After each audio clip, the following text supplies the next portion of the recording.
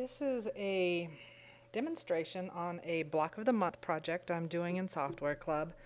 If you want to play along, you will need to buy the book called Chicken Buffet. It's published by Leisure Arts, and it's written by Linda Huber and Bonnie Collins. You will also need to trace your picture to use it and then scan it in.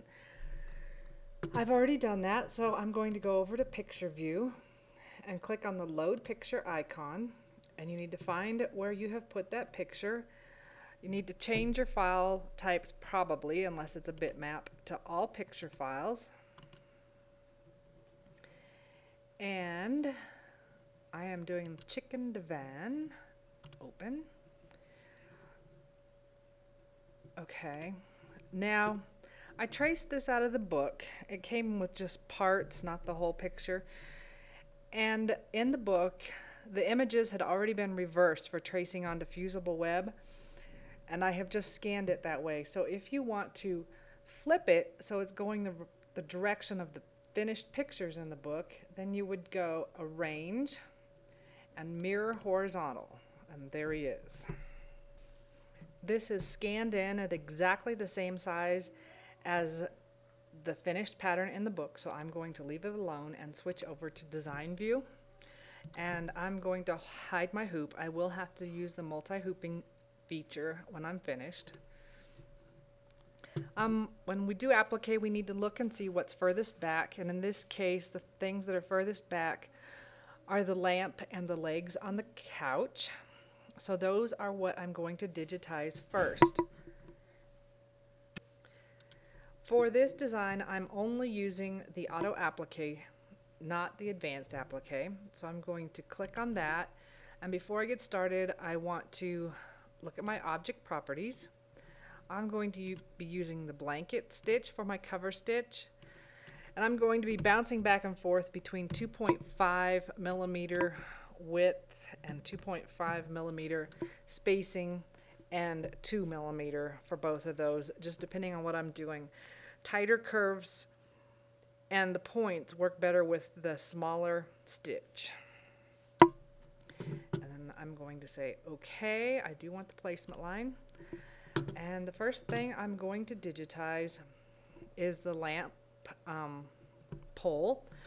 I'm going to be switching colors back and forth just because I like to stitch it out with multiple colors. If you were going to use just a black cover stitch, you wouldn't have to do this step.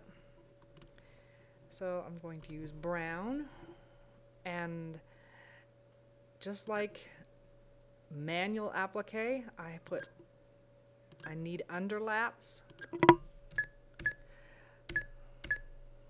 and there's my first one. Now the next thing I'm going to do is add fringe to the bottom of the lamp. In the book they put beads on here. If you want to do beads by hand after you're finished, then skip this step.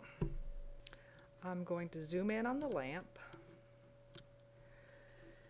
and I'm going to switch to the Open Object tool, and for my outline type I want a satin stitch, and I'm going to go up into Object Properties and make my satin width 6 millimeters. Okay, and then just digitize a line.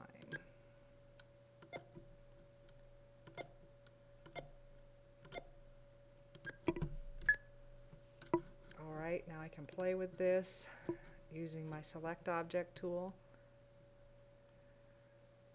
I want the top edge of that satin stitch to be under the lamp. That looks pretty good. I actually don't want it the same color as the pole, because if I do that, it will go immediately from the cover stitch to the satin stitch, and if I want that to be a different color, the machine won't stop for me to change it. So let's just change that color to green. Okay, and I'm going to do green again because this I do want to stitch all as one. First, let's check the entry and exit points on this. It started in the middle. I actually want it to start on one end and go to the other end. So I'm going to switch that. Actually, go there. Okay, and now I'm ready to switch back to the Open Object tool. And this time I'm going to use a triple stitch because I'm paranoid. It should be held under the applique anyway, but I do a triple stitch to hold it, and then the applique will hold it. And I'm going to do object properties again, and let's drop this down to 1 millimeter. Okay, and just digitize a line. I'm not quite ready. That's better. Digitize a line under where the applique is going to go, just to help hold that. Enter.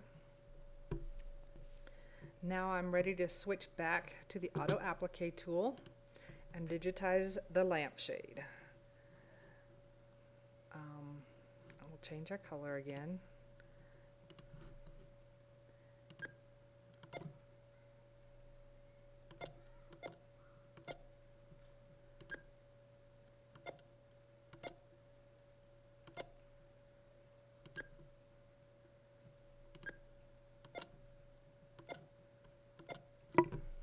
Enter. You'll notice it's asking for the entry point. I just let the computer figure it out. There's my lampshade. I'm going to fit it to screen, and the next thing I need to do is the feet on the bottom of the couch. So let's zoom into those. And I'm going to change my color to brown again. And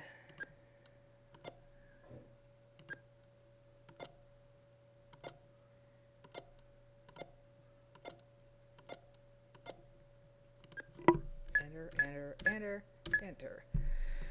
Now here is the problem with the blanket stitch in here. When it gets a sharp point, it will get really long stitches like this. I can try switching that to 2 millimeter. Okay, and it's a little better, but it's still not great.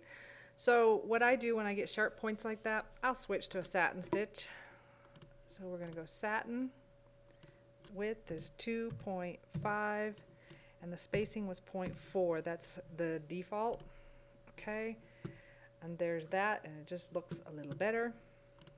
We're going to do that again on this side.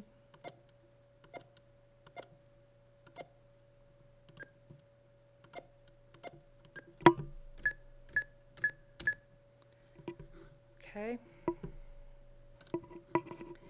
Now, the next thing I need is the couch. So I'm going to go back up to Object Properties. It's set at Blanket, so okay. And I'm going to change my color again. I'm going to zoom in on the couch so I can see what I'm doing.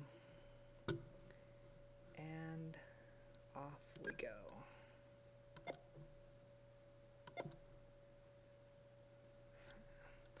If you don't like where your points went in, you can use backspace.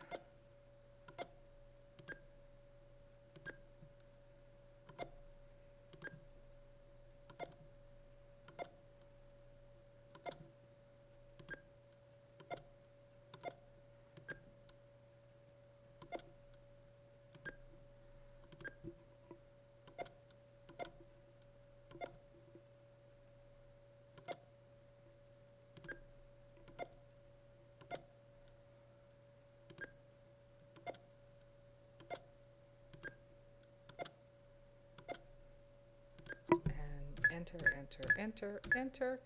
There's the couch.